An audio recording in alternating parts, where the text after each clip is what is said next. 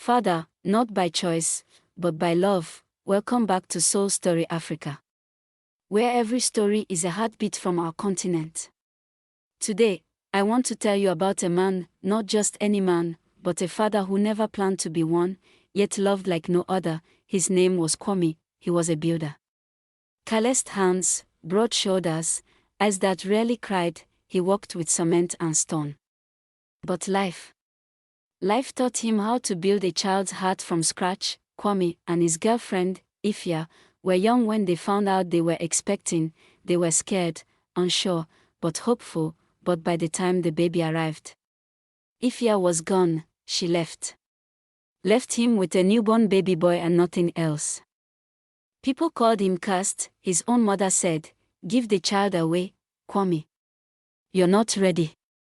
But Kwame looked at that baby boy, so tiny, so helpless, and whispered, "I may not be ready, but I will never leave you."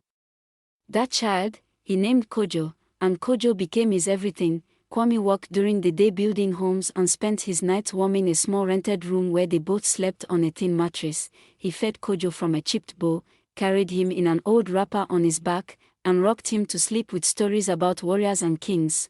One day, little Kojo came home crying, "Papa, my friends said I don't have a mother. Am I broken?"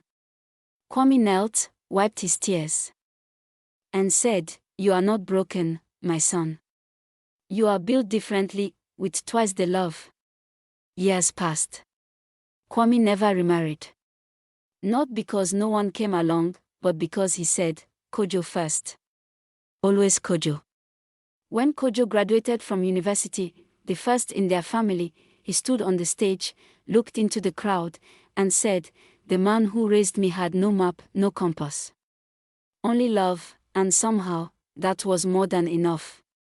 Today, Kwame is retired. He sits on a wooden chair outside his small home, watching the sunset, a warm cup of tea in his hand, and pride in his chest, because he didn't just raise a son, he raised a man. Thought balloon moral of the story: sometimes, fathers are handed broken beginnings, but they turn them into beautiful endings.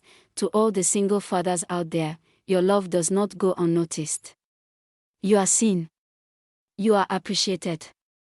You are powerful. Headphone. Thank you for listening to Soul Story Africa. If this story touched your heart, please don't forget to white heavy checkmark, like, speech balloon, comment, tell us your thoughts or your own story, bell, subscribe to be the first to hear more stories that speak to your soul. See you in the next one, family. Much love.